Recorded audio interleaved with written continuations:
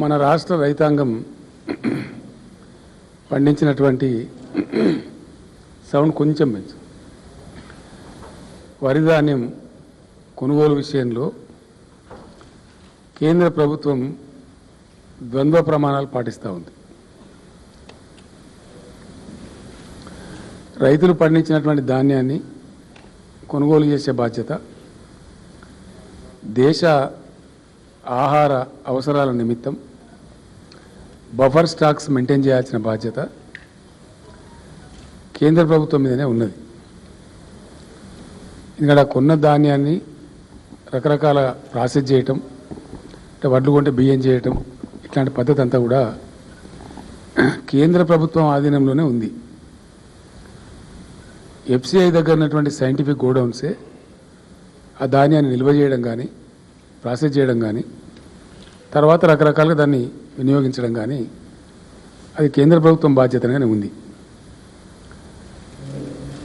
ఈరోజు కేంద్రం రాష్ట్రానికి ఒక నీతి,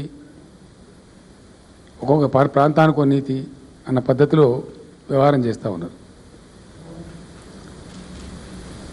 పంజాబ్లో మొత్తం వరి ధాన్యాన్ని కొంటున్నారు, మన దగ్గరనేమో కొనడానికి నిరాకరిస్తున్నారు. ఇదేం పద్ధతి అంటే దాని మీద సమాధానం లేదు, ఉలుకు పలుకు లేదు.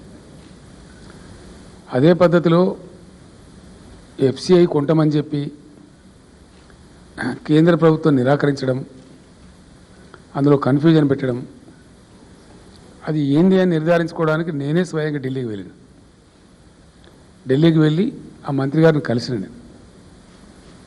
నాతో పాటు మన లోక్సభ నాయకులు నామా నాగేశ్వరరావు గారు ఉన్నారు, ఆ రోజు చాలామంది శాసనసభ్యులు కూడా ఉన్నారు.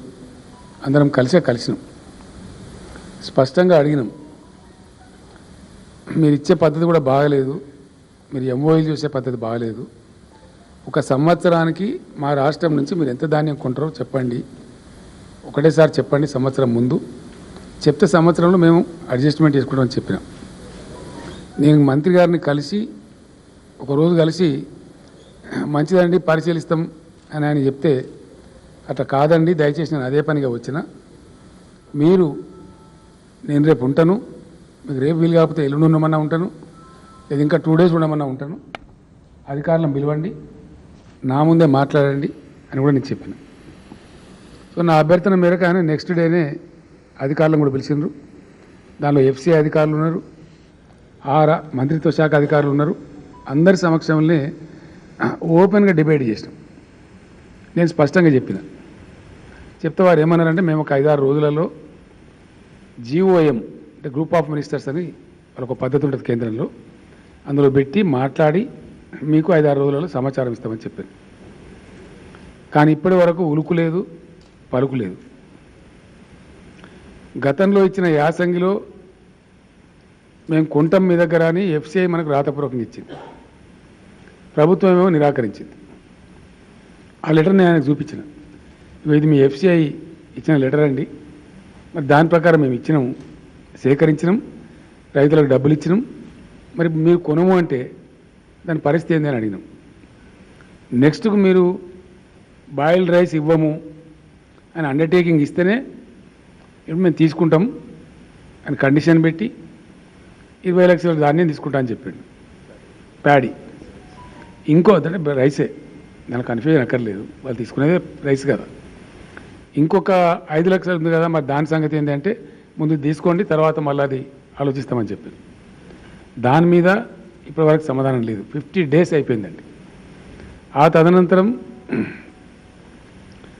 నేను 2-3 times వారికి ఫోన్ కూడా చేసిన, మంత్రి గారికి చేసి అడిగినాను, ఒకసారి ఒక 3 days టైం ఇవ్వండి, ఒకసారి నాకు విదేశం టూర్ ఉంది పోయి రాగానే చేస్తాం అంటే రకరకాలుగా చెప్పింది తప్ప కాంక్రీట్గా ఆన్సర్ రాలేదు. ఇది జరుగుతూ ఉంది. దీని మీద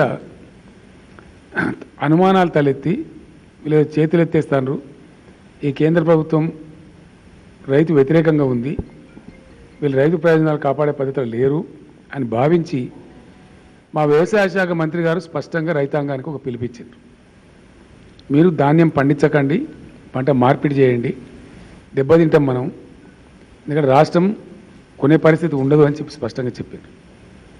కారణం ఏంటంటే వరి ధాన్యాన్ని కొంటే అది ప్రాసెస్ అయ్యి బయటికి పోవాలి, అంటే బియ్యం రూపం తీసుకోవాలి. ఆ బియ్యాన్ని నిల్వ చేసే పరిస్థితి ఉండాలి. అది బియ్యం రూపం తీసుకునేదాకా కూడా నిల్వ చేసే పరిస్థితి ఉండాలి. భారతదేశంలో కేంద్ర ప్రభుత్వానికి ఎఫ్సిఐకే గోడౌన్స్ ఉన్నాయి తప్ప ఆ పద్ధతిలో నిల్వ చేసేటువంటి అవకాశం ఇండియాలో ఏ ఒక్క రాష్ట్రానికి కూడా లేదు. గోడౌన్స్ లేవు, నిల్వ చేసే పరిస్థితి లేదు. ట్రాన్సిటరీ అరేంజ్మెంట్ కింద కొద్ది రోజులు, ఒక నెల 15 రోజులు స్టాక్ చేసేందుకే ఉంటుంది తప్ప వేరే ఉండదు. తెలంగాణలో వచ్చిన ధాన్యం గత యాసంగిలో జూనియర్ కాలేజీ బిల్డింగ్లలో, అప్పుడు కరోనా వల్ల ఇన్స్టిట్యూషన్స్ లేకపోతే రైతు వేదికలలో, రైస్ మిల్స్లో అనేక రకాలుగా ఫంక్షన్ హాల్స్ కూడా తీసుకొని ప్రైవేట్ ఫంక్షన్ హాల్స్లో స్టాక్ చేయాల్సిన పరిస్థితి ఏర్పడింది. అట్లా పెట్టినాం. ఆ ధాన్యం వాళ్ళు సృష్టించినటువంటి కన్ఫ్యూజన్ వల్ల ఇది నేను వెళ్ళి అడిగే వరకు ఆ 20 లక్షల టన్నులు తీసుకుంటామని చెప్పే వరకు అది మూమెంట్ కాలేదు కాబట్టి, మిల్లర్స్ కూడా వెయిటింగ్లో ఉన్నారు కాబట్టి, మిల్లింగ్ కాలేదు కాబట్టి ఆ ధాన్యం ఇంకా కూడా ఇప్పుడు గోదాములలో మొలుగుతూ ఉంది. క్లియర్గా అది మూవ్ కావాలి. మరొక పక్కన ఆ రోజు నేను స్పష్టంగా చెప్పిన, మీరు మాకు ఇచ్చిన టార్గెట్ సరిపోదు, ఆల్రెడీ 62 లక్షల ఎకరాలలో పంట ఉంది, ఆ పంట మీరు తీసుకుంటారా లేదా, ఖచ్చితంగా తీసుకోవాలి కదా అని అడిగి డిమాండ్ చేస్తాం. చేస్తే మీకు సంవత్సరం టార్గెట్ ఇస్తాం, దానిలో మీరు అడ్జస్ట్ చేసుకోండి, ఏ సంగతి మీకు తెలియజెప్తామని చెప్పారు. కానీ ఈరోజు వరకు అది కూడా తెలిసలేదు. గత యాసంగిలో ఇచ్చినటువంటి 5 లక్షల టన్నులకు ఇప్పటివరకు ఉలుకు లేదు, పలుకు లేదు. రెండవది వర్షాకాలం పంట, ఇప్పుడు వచ్చే పంట తీసుకుంటారా తీసుకోరా అది కూడా చెప్తలేరు. దీనిలో ప్రమాదాన్ని పసిగట్టి రాష్ట్ర వ్యవసాయ శాఖ మంత్రి గారు రైతులకు అప్పీల్ చేసి నెక్స్ట్ పంట వెయ్యకండి, ఇబ్బంది వస్తుంది మనకు, ఇతర పంటలు వేసుకోమని చెప్పి వారు రైతులకు అప్పీల్ చేశారు. దాని మీద ఈ రాష్ట్ర బీజేపీ అధ్యక్షుడు, మీరే రాసిన వార్తల పత్రికలలో, టీవీలలో, మీరు వరి పంటనే వేయండి, ఎట్లా ఉన్నారో చూస్తాం, మెడలు వంచుతాం, ఇదే అయితే అని మాట్లాడాడు. దాని మీద ఇమ్మీడియట్గా నేను కేంద్ర మంత్రి గారికి ఫోన్ చేసిన, ఏమని మరి మీరేమో ఇట్లా చెప్తున్నారు, ఇక్కడ మీ పార్టీ అధ్యక్షుడు, ఆయన పార్లమెంట్ మెంబర్ కూడా, మరి వారేమో ఈ విధంగా మీరు వెయ్యండి అని చెప్తున్నారు, ఇది ఏ విధంగా కరెక్ట్ అవుతుంది, ప్రజల్ని ఎట్లా కన్ఫ్యూజ్ చేస్తారు మీరు, ఇంత బాధ్యతారహితంగా దేశాన్ని పరిపాలించే పార్టీ గవర్నమెంటు ఇట్లా చెప్పొచ్చునా మీరు అని నేను ఆ మంత్రి గారిని ఫోన్ చేసి అడిగిన. అడిగితే అది పొరపాటు అయిపోయింది అని అట్లా చెప్పేది లేకుండే నాతో అన్నాడు. సరే, తర్వాత ఏం జరిగిందో వాళ్ళు ఏం మాట్లాడుకున్నారో మనకు తెలియదు. కానీ తెల్లారు కూడా నేను మళ్ళీ ప్రెస్ పెట్టి నేనే డైరెక్ట్గా మాట్లాడి ఆ అధ్యక్షుడు, బీజేపీ అధ్యక్షుడు నేను అడిగిన, ఎవరు మెడలు వంచుతారు, ఎవరు కొనాలా, కొనే బాధ్యత ఎవరి మీద ఉంది, మీరు కొంటారా కొనరా అని అడిగినాం. అడిగిన తర్వాత సరే మేము రైతాంగానికి మాట ఇచ్చినాం, వర్షాకాలం కాడికైతే కొంటాము, కేంద్రంతో తలపడతాము, కేంద్రంతో యుద్ధం చేస్తాము, ఏదో రకంగా దాన్ని అడ్జస్ట్ చేసే ప్రయత్నం చేస్తాము, కానీ యాసంగి పంట మాత్రం వేయకండి అని మేము చెప్తూ పోతున్నాం. ఇప్పుడు వర్షాకాలం వడ్లు కొనుగోలు కేంద్రాలు మేము ప్రారంభించినాం.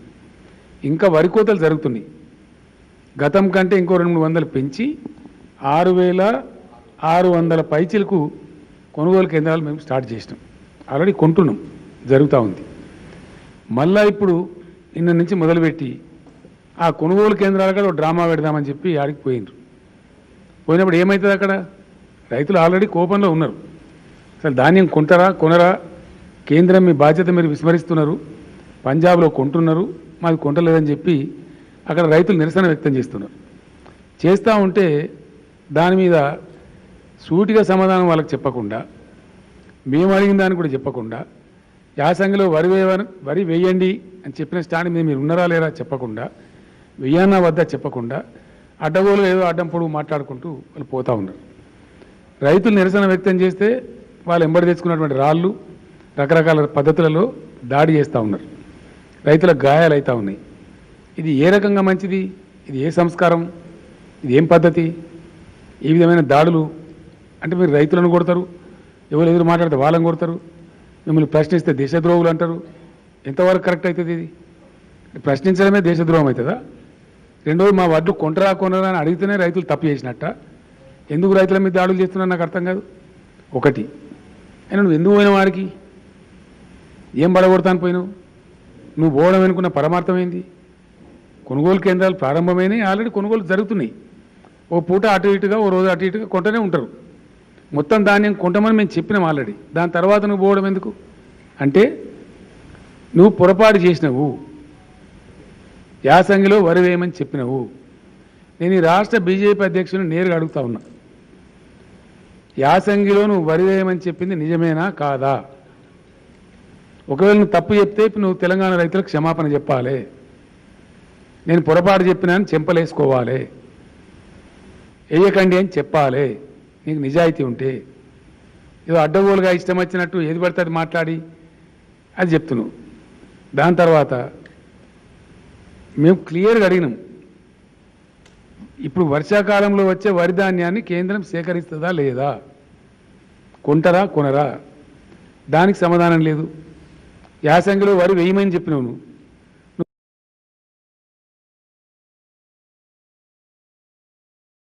చూపించినట్టు గోలుమాలు దింపే కార్యక్రమం, పిచ్చి పిచ్చి మాటలు మాట్లాడడం, అర్ధరహితమైనటువంటి మాటలు మాట్లాడడం, అట్లా మాట్లాడుకుంటూ రైతుల మీద దాడులు చేసుకుంటూ పోతూ ఉన్నారు. ఇది ఏమాత్రం క్షమించేటటువంటి విషయం కాదు. దీన్ని చాలా సీరియస్గా మేము కూడా తీసుకుంటున్నాం. ఫైనల్గా ఈరోజు మా శాసనసభ్యులందరినీ పిలిచి సమాలోచనలు చేసినాం. రైతాంగం ఎదురు చూస్తూ ఉన్నారు. రాష్ట్ర ప్రభుత్వం ఏం చెప్తుంది, కేంద్రం ఏం చెప్తుంది అంటే కేంద్రమేమో తేల్చది. వీళ్ళు తేల్చే రకాలు కారు. ఎందుకంటే సంవత్సర కాలంగా ఢిల్లీలో రైతులు ధర్నాలు చేస్తే ఆల్రెడీ ఒక 600 మంది రైతులు చచ్చిపోతే పట్టించుకున్న దిక్కు లేదు. ఉల్టా వాళ్ళ మీద కార్లు ఎక్కించి తొక్కి చంపుతా ఉన్నారు. ఉత్తరప్రదేశ్లోనేమో రైతుల మీద కార్లు ఎక్కి తొక్కి చంపినారు. ఆ ఉదంతం ఉంది. ఇప్పుడు సుప్రీంకోర్టు విచారణ చేస్తూ ఉంది, కేసు పెట్టబడ్డది. ఇక్కడ రైతులు అడిగితే స్టేట్కి అడుగుతున్న రైతులు మా ధాన్యం కొంటరా కొనరా అది చెప్పమంటే అది చెప్పకుండా ఇంకేదో పిట్ట కథ కాక కథ ఈ కథ ఆ కథ చెప్పి దుర్మార్గమైనటువంటి పద్ధతిలో వ్యవహారం చేస్తూ ఉన్నారు. ఇది రాజకీయం కాదు, రాజకీయం అనబడదు. దీని ద్వారా మీ పతనమే తప్ప మీకు లాభం కూడా జరగదు. ఏదో అడవులు మాట్లాడి పిచ్చి పిచ్చి మాటలు మాట్లాడి ఏది పడుతుంది మాట్లాడి అనవసరమైనటువంటి పిచ్చి మాటలు మాట్లాడితే తెలంగాణ ప్రజలు ఊరుకోరు, ప్రభుత్వం కూడా చూస్తూ ఊరుకోదు. ఆ విధంగా జరిగే టైంలో వీళ్ళు సృష్టిస్తున్న ఈ కన్ఫ్యూజన్లో ఇప్పుడు మేము కొంటనే ఉంటే మేము ఆడబోయిన ధరణ అయింది నాకు అర్థం కాదు. ఇంకో టీఆర్ఎస్ మీద బదనాం పెట్టడం. టీఆర్ఎస్ కార్యకర్తలకు వడ్లు ఉండయా, పొలాలు ఉండయా? కొనుగోలు కేంద్రాల కాడ టీఆర్ఎస్ వాళ్ళు ఉండరా? వాళ్ళు వడ్లు అమ్ముకోవడానికి రారా? టీఆర్ఎస్ కార్యకర్తలు లేకపోతే ఎవరు ఉంటారు నాకు అర్థం కాదు. టీఆర్ఎస్కు 60 లక్షల సభ్యత్వం ఉన్నది. 60 లక్షల మందిలో లక్షలాది మంది రైతులు ఉంటారు. వాళ్ళు అమ్ముకోవడానికి రారా కొనుగోలు కేంద్రాల కాడికి? తప్పకుండా నేను నిలదీస్తారు కదా. నేను నిలదీస్తే తప్పేంది? డెఫినెట్గా నేను టీఆర్ఎస్ఏ నిలదీస్తుంది. ఎందుకు నిలదీయకూడదు? నువ్వు ఎట్లా చెప్పినావు బాధ్యతారహితంగా యాసంగిలో వరే వేయండి మేము మెడలు వంచిపిస్తాం అని చెప్పినావు కాబట్టి మరి ఏమంటావా వద్దా నీ సంగతి ఏందని అడుగుతున్నావు. దాడులు చేయిస్తున్నావు, రాళ్లతో కొట్టిస్తున్నావు, కర్రలు పట్టుకొని జెండాలు పట్టుకొని కొడుతున్నారు. మీరు ఎంత ప్రజలు గమనిస్తున్నారు, ప్రజలు చూస్తున్నారు. మేము ఇలా ఒకటే నిర్ణయం తీసుకున్నాం. శాసనసభ పక్షం నుంచి కేంద్ర ప్రభుత్వాన్ని, గౌరవ ప్రధానమంత్రి గారిని నేను రేపు పొద్దున్నే లెటర్ కూడా రాస్తున్నాను, వారికి లెటర్ కూడా పంపిస్తాం.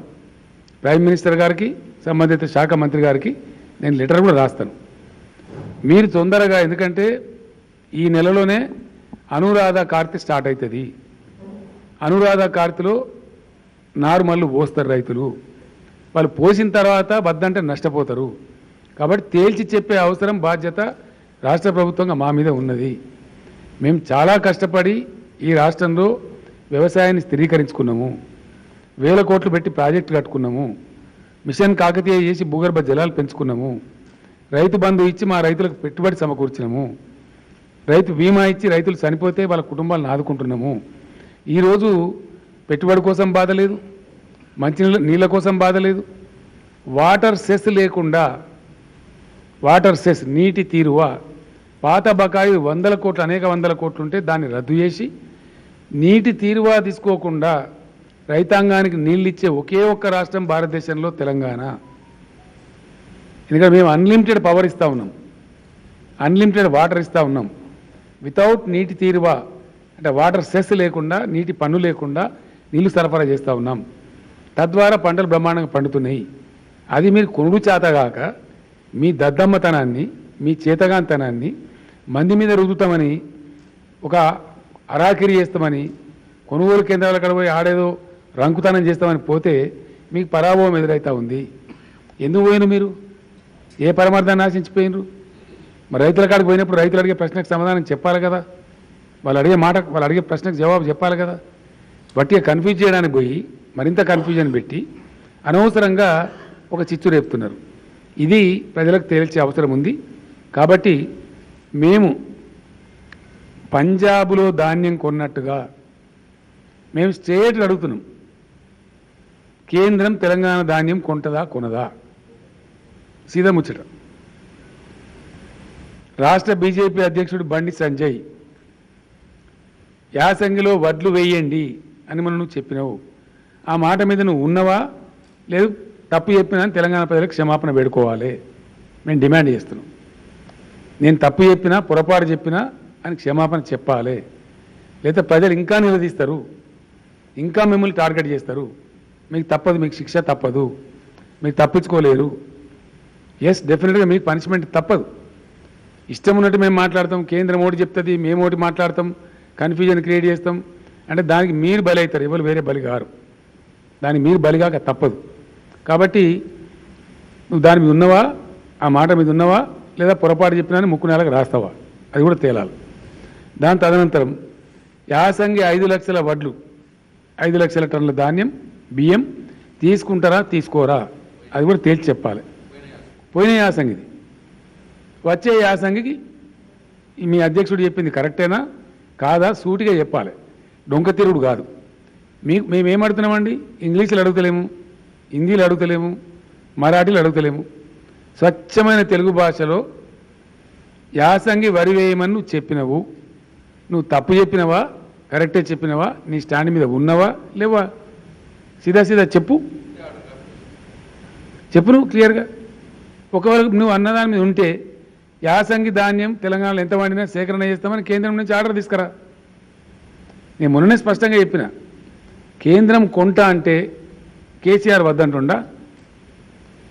కేంద్రం ఒకవేళ కొనడానికి సిద్ధంగా ఉంటే 75 లక్షల వరకు నేనే వేయిస్తా అని చెప్పిన. అవి మాట్లాడకుండా మళ్ళీ కిరికిరి పెడతా, అరాకిరి పెడతా, ఒక పనికిమాలిన రాజకీయం చేస్తా అనే పద్ధతిలో కొనుగోలు కేంద్రాల అక్కడ పోయి అరాకిరి చేసే ప్రయత్నం చేసి రైతుల యొక్క తీవ్ర నిరసన నువ్వే ఎదుర్కొంటున్నావు. అది నీ కర్మ. నీ తిట్టవాడే బాకీ ఉంది కాబట్టి పోతున్నావు. ఎందుకు పోయినావు నాకు అర్థం కాదు. అది కొనుగోలు కేంద్రమైనా వాటిని కొననే వాటి అక్కడ నువ్వు చేసేది ఏంది నాకు అర్థం కాదు. రైతులు తెస్తారు, ఒకవేళ ఎక్కువ ఉందనుకో దాన్ని 2 రోజులు ఆలస్యం అవుతుంది. దానికి తప్పేందండి నాకు అర్థం కాదు. అదే కొంపలు అనుకున్నట్టు ఆడో డ్రామా కడతా అని పోయి నీ ముఖాన్ని నువ్వు మసిపూసుకొని తెలివిలేని మాటలు మాట్లాడి, మతిలేని మాటలు మాట్లాడి అనవసరంగా రైతులను రెచ్చగొట్టి ఇలా నీ రంగు బయటపడంగానే మళ్ళీ కొనుగోలు కేంద్రాల కాడికి పోతా, అరాచకం సృష్టిస్తా అని ఒక దుర్మార్గమైనటువంటి పని జరుగుతూ ఉంది. మేము కేంద్రాన్ని సూటిగా ప్రశ్నిస్తున్నాం. సంవత్సరానికి ఎఫ్సిఐ తీసుకునే ధాన్యం టార్గెట్ ఇవ్వమని మేము అడిగినాం. అది దయచేసి మహాప్రభు 3 రోజుల లోపల ఇవ్వండి. We want answer. మేము పెండింగ్ పెట్టి కూర్చున్నామంటే కుదరదు.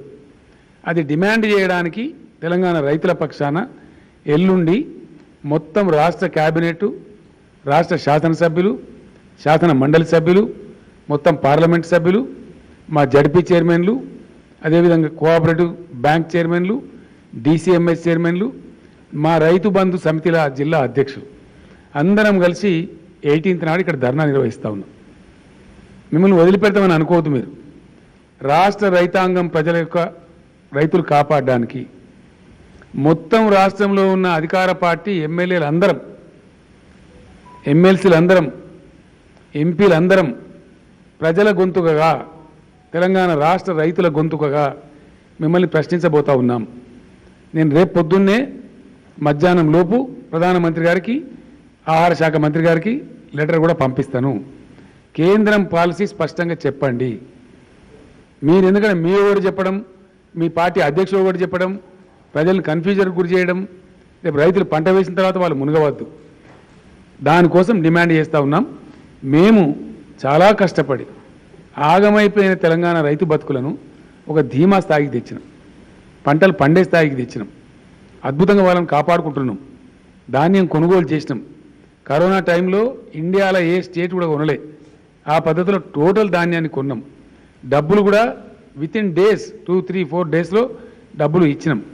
నేను ఇంకో మాట కూడా చెప్తా ఉన్నా మా తెలంగాణ రైతు సోదరులకు, ఇప్పుడు యాసంగి పంటకు మళ్ళీ రైతు బంధు డబ్బులు కూడా టంచన్గా ఇస్తాము. గతంలో ఎట్లిచ్చినామో అట్లా ఇస్తాము. మాకైతే నమ్మకం లేదు, మేము డిమాండ్ చేస్తూ ఉన్నాం. ఆ పంట వేసి మునిగిపోవద్దు, ప్రత్యామ్నాయమే ఆలోచించండి. అది పనికొచ్చేటట్టు కనపడతలేదు. ఈ పిచ్చోళ్ళ మాటలు నమ్మి మనం వేసి రేపు మునిగితే ఇబ్బంది వస్తుంది. మేము ఖచ్చితంగా 18 నాడు ధర్నా చేసి కేంద్రాన్ని డిమాండ్ చేసి యావత్తు రాష్ట్రం శాసనసభ్యులు, పార్లమెంట్ సభ్యులు, ఎమ్మెల్సీలు, జడ్పీ చైర్మన్లు, ప్రజాప్రతినిధులు అందరం కలిసి ముక్త కంఠంతో కేంద్రాన్ని డిమాండ్ చేస్తాం. అప్పుడు కూడా మేము ఉల్కం పలకం అంటే అది కేంద్రం వైఖరేందో, ఎంత ప్రజాస్వామ్య గొప్ప వాళ్ళు ప్రజాస్వామ్యాన్ని ఎంత గౌరవిస్తారో, ఏ విధంగా ఉంటుందో ప్రజలే తెలుసుకుంటారు. ప్రజలకు తెలిసిపోతుంది మంచి చెడ్డ రెండు. దాని తర్వాత 18 తర్వాత 2 రోజులు వెయిట్ చేస్తాం. దాని తర్వాత స్పష్టమైన ప్రకటన చేస్తాం. ఏ పంట వేసుకోవాలి, ఏ పంట వేసుకోవద్దు. ఈ దుర్మార్గులను నమ్మి ఫైట్ కంటిన్యూ చేస్తాం, వాళ్ళు వదిలిపెట్టం. పాలసీ స్పష్టం వచ్చేదాకా రేపు పార్లమెంట్లో వెంటాడతాం, అన్ని చోట్ల వెంటాడతాం, ఇక్కడ కూడా వెంటాడుతూనే ఉంటాం. మా ధాన్యం కొనాలని డిమాండ్ చేస్తూనే ఉంటాం. మా టార్గెట్ చెప్పాలని కూడా డిమాండ్ చేస్తూనే ఉంటాం. 18 తర్వాత కూడా ఇంటికాడ పండుకోం. 18 తర్వాత కూడా ఫైట్ కంటిన్యూస్. కానీ పంటలు వేసి మా రైతులు నష్టపోవద్దు కాబట్టి వాళ్ళకు నిజానిజాలు వాస్తవాలు 18 తర్వాత ఇప్పుడు ఈ లోపల సెంటర్ రియాక్ట్ అవుతుందా కాదా, మరి వాళ్ళు ఎట్లా ఉంటారు చూద్దాం. కాబట్టి 18th నాడు అందరం కూడా కలిసి డిమాండ్ చేస్తాం. ఆ తర్వాత మా వైఖరిని స్పష్టంగా వెల్లడిస్తాం. ఇందిరా పార్క్లో సెటిల్డ్ ఉంది కాబట్టి అక్కడనే అందరు చేస్తారు కాబట్టి మేము కూడా అక్కడనే చేస్తాం. ఇందిరా పార్క్లో ధర్నా 11 గంటల నుంచి స్టార్ట్ అయ్యి దాదాపు 2-3 గంటల పాటు చేస్తాం. ఆ తర్వాత అందరు వెళ్ళి నేరుగా రాజ్భవన్లో గవర్నర్కి మెమరాండం కూడా ఇస్తాం. ఇప్పుడే చెప్పమంటావా? కొద్దిగా అంత సస్పెన్స్ ఉండను కదా. 11 to 2 సార్, 11 to 2 11 గంటల నుంచి 2 గంటల వరకు ధర్నా చేస్తాం.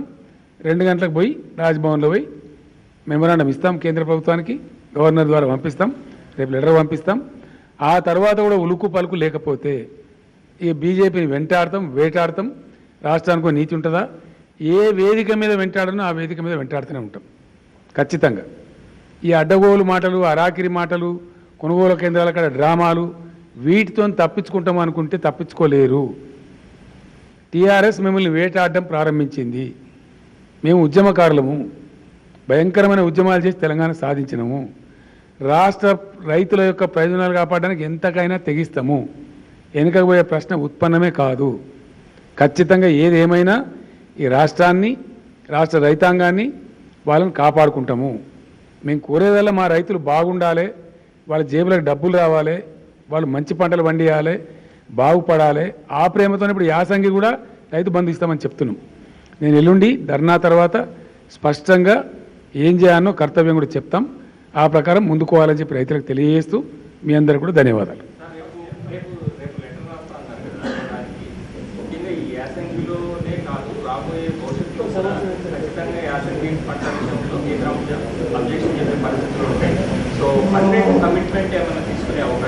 నేను ఏమంటున్నా అంటే వాళ్ళు రాష్ట్రానికో నీతి, పూటకో మాట, మంత్రులు పోయాడితే ఒక మాట, ముఖ్యమంత్రి పోయాడితే ఇంకో మాట, ఈ అడ్డగోలు వ్యవహారంగా ఉన్నది. దాని మీద నేను ఏమన్నా అంటే, నేను ఫస్ట్ టైం ఆయన నైట్లో కలిసిన, ఈవినింగ్ టైం ఇచ్చిండు, కలిసినాం ఆయన ఇంటికాడ. మంచిది మాట్లాడదాం రండి, చూద్దాం పోమని నార్మల్గా నేను చెప్పిన కాదండి, నేను ఇదే పనిగా వచ్చిన, దయచేసి నేను 3 రోజులు అన్నా ఉంటా, అధికారులను పిలవండి మాట్లాడదాం, స్పష్టత వస్తుందని చెప్పిన. నెక్స్ట్ డే నేను చెప్పిన, మీరు ఒక సంవత్సరానికి మా తెలంగాణ నుంచి ఎన్ని వడ్లు కొంటారు, ఎంత బియ్యం కొంటారు, మా టార్గెట్ ఇవ్వండి, దాని ప్రకారం మేము రైతులకు చెప్పుకుంటాం. ఎందుకంటే వాళ్ళు పంట మార్పిడి చేయండి అని ఉత్తరాలు రాస్తారు, ఇన్సెంటివ్స్ ఇవ్వండి అని ఉత్తరాలు రాస్తారు. మళ్ళీ తప్పించుకుంటారు. పంట మార్పిడి చేయమనేమో కేంద్రం ఉత్తరాలు రాస్తుంది, ఎఫ్సిఐ తీసుకుంటామంటది, కేంద్రం తీసుకోనంటది. పెద్ద కన్ఫ్యూజన్ ఉంది. ఈ కన్ఫ్యూజన్ మంచిది కాదు, మీకు మంచిది కాదు, మాకు మంచిది కాదు, వేరే రైతులకు మంచిది కాదు. కాబట్టి దీన్ని దూరం చేయమని మేము స్పష్టంగా అడిగినాం. వారు నాకు మంత్రి గారు నాకు చెప్పింది ఏంటంటే GOMలో పెట్టి, గ్రూప్ ఆఫ్ మినిస్టర్స్ కమిటీలో పెట్టి తేల్చి మీకు వారం లోపల తెలియజేస్తున్నారు. 50 రోజులు గడిచిపోయింది. ఈ లోపల ఇక్కడ కొత్త డ్రామా మొదలుపెట్టిండ్రు. అది పనికి మేళన తేలిపోయింది. ఇప్పుడు తప్పించుకొని పోయింది. ఇప్పుడు అది ఇచ్చిపెట్టిండ్రు. యాసంగిలో వరి వేయండి, దాని మీద ఉన్నదా రాష్ట్ర బీజేపీ? లేదా? State question. మేము అర్థం కాని భాషలు అడుగుతలేం కదా. అది చెప్పిక తర్వాత వేరే విషయం మాట్లాడుంటాం. మీకు నిజాయితీ ఉంటే, చిత్తశుద్ధి ఉంటే, రైతుల మీద ప్రేమ ఉంటే ఫస్ట్ అది చెప్పు. యాసంగిలో వరి వేయమనేది పిలిపించినావో దాని మీద ఉన్నవా లేవా? State question. మేమేం కన్ఫ్యూజన్ పెడతలేము. లెటర్ రాస్తాం. కలిసినాం, మాట్లాడినా మస్తుగా జరిగింది. మొన్న ఢిల్లీకి పోయి 3 రోజులు 5 రోజులు అందుకే ఉన్నా కదా. కాబట్టి ఇప్పుడు లెటర్ రాస్తాం, పంపిస్తాం, వారి కార్యాలయానికి పంపిస్తాం, రసీదు కూడా తీసుకుంటాం. ఇప్పుడు మేము మాట్లాడి తెలియదు అనంటే నాకు అర్థం కాదు. మీరు రాయరా, పొద్దున పేపర్లు రాదా, ఇప్పుడు ఎలక్ట్రానిక్ మీడియాలు రాదా? గంట లోపల ప్రధానమంత్రి టేబుల్ మీదకి పోతుంది, మంత్రి గారి టేబుల్ మీదకి పోతుంది. దాని మీద రియాక్ట్ కావాలా? డెమోక్రసీలో ఒక రాష్ట్రానికి సంబంధించినటువంటి 100 పైచీలకు ఎమ్మెల్యేలు, ఎమ్మెల్సీలు, ఎంపీలు మొత్తం ధర్నా కూర్చున్న తర్వాత మేము స్పందించము, ప్రజలు నిర్ణయిస్తారు. ఒక్కరండి. నేనేమంటున్నా, కోర్స్ ఆఫ్ యాక్షన్ కదా. భారతీయ జనతా పార్టీ ద్వంద్వ ప్రమాణాలు కాకుండా, కేంద్ర ప్రభుత్వం ద్వంద్వ వైఖరి కాకుండా స్పష్టంగా మీ రాష్ట్రం నుంచి ఎంత తీసుకుంటామనే టార్గెట్ చెప్పేదాకా కేంద్ర ప్రభుత్వాన్ని వెంటాడుతూనే ఉంటాము. అన్ని వేదికల మీద ఆల్ పాసిబుల్ ఎవెన్యూస్లో కొట్లాడుతూనే ఉంటాం.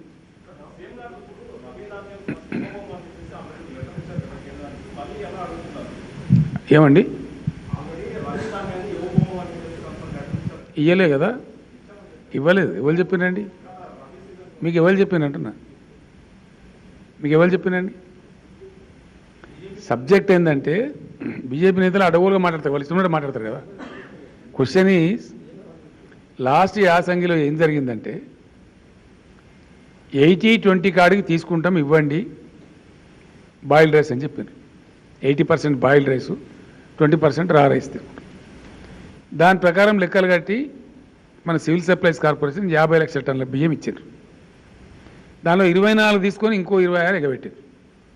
ఆ ధర్మిలానే నేను పోయినప్పుడు వారు నాతో ఏమంటారంటే, మేము బాయిల్డ్ రైస్ తీసుకోము, మీరు కూడా సప్లై చేయము అని అండర్టేకింగ్ ఇవ్వండి. ఇస్తేనే ఇప్పుడు 24 లక్షలు తీసుకుంటాం, మిగిలిన 26 లక్షలు తీసుకుంటాం, లేకపోతే తీసుకోము. అప్పుడు నేను ఏం చేయాలా? మంచిదండి, మీరు తీసుకోమని చెప్తున్నారు కదా, మేము కూడా స్పష్టంగా రైతులకు చెప్తాం అదే మాట. కింద మీ పాలసీ మా పాలసీ ప్రజలు నిర్ణయిస్తారు రేపు టైం వచ్చినప్పుడు అని చెప్పి అండర్టేకింగ్ ఇవ్వమని చెప్పిన అధికారులకు. పాత యాసంగిది కాబట్టి అది వదిలించుకోవాలి కదా, మేము ఆ బరువు పోవాలి కదా, బ్యాంక్ ఇంట్రెస్ట్ మా మీద పడుతుంది కదా. బాయిల్డ్ రైస్ నువ్వు తీసుకున్నాను, ఓకే, మేము సప్లై చేయం, అంతే కదా. యాసంగిలో వచ్చేది బాయిల్డ్ చేయాల్సి వస్తుంది రైసు, టెంపరేచర్స్ పెరుగుతాయి కాబట్టి. కానీ బాధ్యత రహితంగా ప్రవర్తించింది ఎవరండి? ఇచ్చి మేము ఏం చెప్పినాం? అండర్టేకింగ్ ఇచ్చి, నువ్వు వానకాలమా యాసంగ్యా బాయిల్డ్ రైస్ వద్దంటున్నావు, సరే రా రైస్ ఎంత తీసుకుంటావో చెప్పు. సంవత్సరానికి 50 రోజులైంది, గతి లేదు, ఇలా 50 డేస్ అయిపోయింది, ఆన్సరే లేదు. ఒక రాష్ట్ర ముఖ్యమంత్రి పోయి 2 సార్లు కలిసి అడిగితే 50 రోజులకు సమాధానం రాకపోతే ఏమనుకోవాలా? దాని తర్వాత ఆ రాష్ట్ర పార్టీ అధ్యక్షుడు మీరు వరే వేయండి మెడలు తొడలు అని మాట్లాడితే ఏమనుకోవాలా? అంటే రాజకీయ డ్రామానా? ప్రజలతో ఆటలాడతారా? ఇదేం పద్ధతి అని నాకు అర్థం కాదు. ఒక్కరు ప్లీజ్, ఒక్కరండి.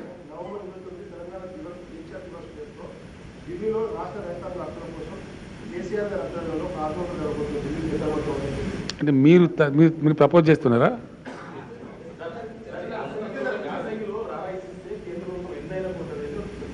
ఎవరు చెప్తున్నారండి?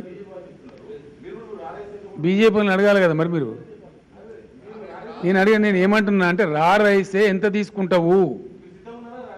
నేను ఏమంటున్నా, ఎంత తీసుకుంటావో చెప్పు కదా నువ్వు ఫస్ట్. నువ్వు చెప్పకు, నువ్వేం నువ్వు చెప్పంటే ఏమనంటే నాకు అర్థం కాదు. కానీ నీ రా రైసో బో రైసో బాయిల్ రైస్ తీసుకున్నాను, ఓకే. మిగిలిన రైస్ ఎంత తీసుకుంటావో చెప్పు. Why are you not answering? నేను ముఖ్యమంత్రిని కదా ఓ రాష్ట్రానికి, నేనే స్వయంగా అడిగినా కదా. 50 రోజులకు కూడా దిక్కులేదు ఎందుకు నాకు అర్థం కాదు. రాజ్యం వెళ్తున్నావా లేకపోతే ఏం చేస్తున్నావు? 50 days హ్యావ్ గాన్. మళ్ళీ మధ్యలో వచ్చి కూడా డ్రామా.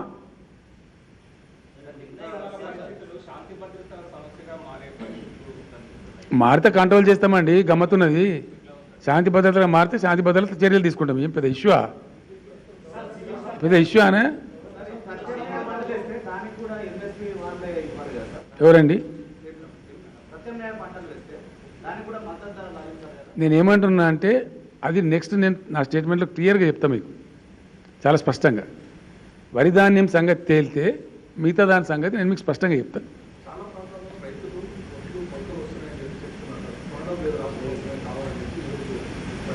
ఇంతకన్నా దిక్కుమాలిన దరిద్రం కొట్టు ముచ్చట ఇంకోటి ఉండదండి. ఎందుకంటే కోతలే కాలే, ఇప్పుడే స్టార్ట్ అయినాయి. 10% రాలే ఇంకా. 62 లక్షలు అంటే ఎకరానికి 25 క్వింటాలు వేసుకున్నా దాదాపుగా 1,65,00,000 టన్నుల వడ్లు వస్తాయి ఇప్పుడు. అందులో సేకరించింది ఓన్లీ 9 లక్షల టన్నులే. ఇంకా ఎమ్మెల్యేల ఫోటోలు వస్తున్నాయి, మీ పేపర్లో ఫోటోలు ఇస్తాను రోజు. కొనుగోలు కేంద్రం ప్రారంభించిన ఎమ్మెల్యే, మంత్రి, ఎంపీ, జిల్లా కలెక్టర్ రోజు పేపర్లో ఫోటోలు వస్తున్నాయి. ఇప్పుడే జస్ట్ బిగిన్ అయింది అది. మీరు చెప్పేది చెప్పకుండా అడగోలు జమాబందీ చెప్తాము అంటే వినడానికి సిద్ధంగా లేరు. మిమ్మల్ని ఎందుకు నిలదీస్తున్నారు నల్గొండలో జనం? ఏం కారణం? ఎందువల్ల మేము నిరసన వ్యక్తమవుతుంది? ఏం కారణం చేత అవుతుంది? ఇంకా మాకు సిగ్గు లేదు, తిట్టినా పడతాం, కానీ అదే మాట్లాడతాం. నడవదు, తెలంగాణలో నడవది. ఎవరు వద్దన్నారండి? ఎవరు వద్దన్నారు? ఎవరు వద్దన్నారు? రైతులు అడగద్దా డెమోక్రసీలో? అరే టీఆర్ఎస్ కార్యకర్తలు రైతులు లేరా? లేరా అనండి. వాళ్ళ భూములు లేవా? టీఆర్ఎస్ కార్యకర్తలు రైతులు లేరా? టీఆర్ఎస్ కార్యకర్తలు టీఆర్ఎస్ పక్షాన్ని అడుగుతారు, నిలదీస్తారు. ఎందుకు నిలదీయారండి? What is wrong? కేంద్రం స్పష్టమైన పాలసీ ప్రకటించేదాకా ఈ నడుతూనే ఉంటుంది రభస.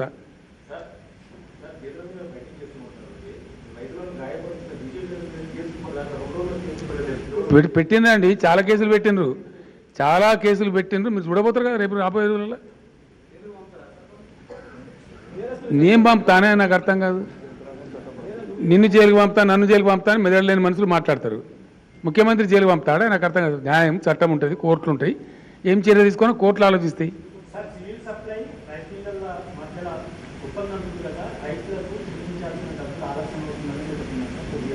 ఎవరండి? ఎవరు చెప్పినండి? ఎవరు చెప్పిన అంటున్నా? ఎవరు చెప్పినరు అంటున్నా? ఎప్పుడో ఇచ్చింది కాదని నాకు అర్థం కాదు. ఇస్తూనే ఉంటారు, 2 రోజులకు, 3 రోజులకు, 4 రోజులకు పోతూనే ఉంటాయి డబ్బులు. మన రాష్ట్రంలో జరిగేంత మంచి పేమెంట్ ఇండియాలో ఎక్కడ జరగదు. 100% బ్రహ్మాండంగా డబ్బులు ఇస్తున్నారు, ఇస్తాం. అంత శక్తి రాష్ట్ర ప్రభుత్వానికి ఉంది.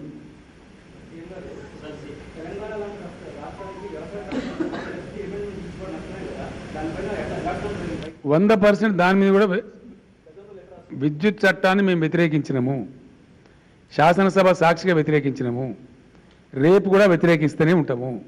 వి విల్ ఫైట్ 100%.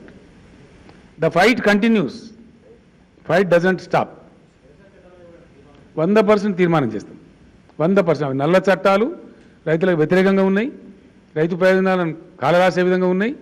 కంటిన్యూ చేస్తాం ఫైట్, ఖచ్చితంగా ఫైట్ చేస్తాం. ఇడిచిపెట్టే ప్రశ్నే లేదు. ఎవరు చెప్పినండి స్టాండ్ లేదని? ఎవరు చెప్పినండి స్టాండ్ లేదని? అది కాదండి, నేను అనేది ఎవరు చెప్పిన స్టాండ్ లేదని. లోక్సభ మా నామనాయకుడు మీ కళ్ళ ముందే ఉన్నారేడా? రాజ్యసభలో వీరున్నారు. అవుట్ రైట్గా వ్యతిరేకించినాం మేము లోక్సభలో, రాజ్యసభలో 100 సార్లు మా వ్యవసాయ శాఖ మంత్రి గారు 100 సార్లు వ్యతిరేకించండు, ఒకసారి కాదు. మాకు స్టాండ్ లేదని ఎవడో తలమాసిన సన్నాసి ఎట్లా అంటాడండి? అసెంబ్లీలో తీర్మానం చేసినాం, విద్యుత్ చట్టానికి వ్యతిరేకంగా అసెంబ్లీ తీర్మానం చేసినాం మేము. అదేవిధంగా వ్యవసాయ చట్టాలను కూడా వ్యతిరేకించడాన్ని లోక్సభలో, రాజ్యసభలో, దెన్ మా వ్యవసాయ మంత్రి కనీసం 100 సార్లు వ్యతిరేకించాం, 100 times. ధర్నా కూడా చేసినాం పెద్ద ఎత్తున. మేము అనలే, సారీ, మేము ఎప్పుడు అనలేదు, అనం కూడా అట్లా.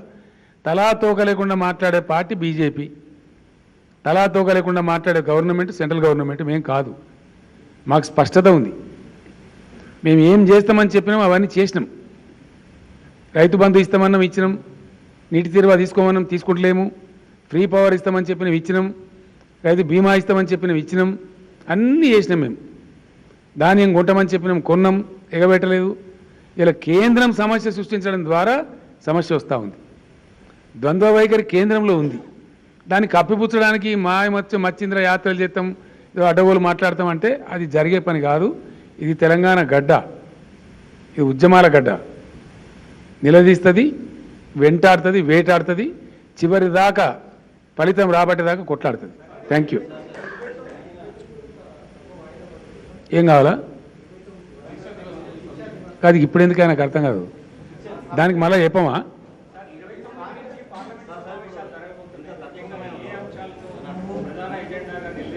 ఇంతగానే ఎక్కువ రైతుల అంశమే.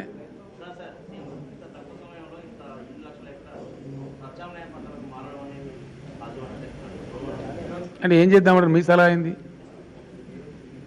మీ సలహా ఏందో చెప్పండి. నేను అనేది మీ సలహా చెప్పు బ్రదర్. మీరు కూడా ఈ రాష్ట్రంలో భాగమే కదా.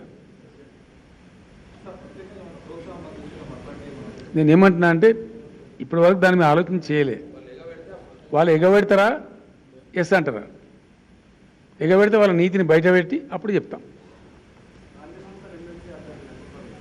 మీకు ఎందుకండి యాంగ్ చేయటం? నాకు అర్థం కాదు. ప్రకటించి అక్కడే ఉన్నాయి, అన్ని మేమే గెలిచేదే. Thank you.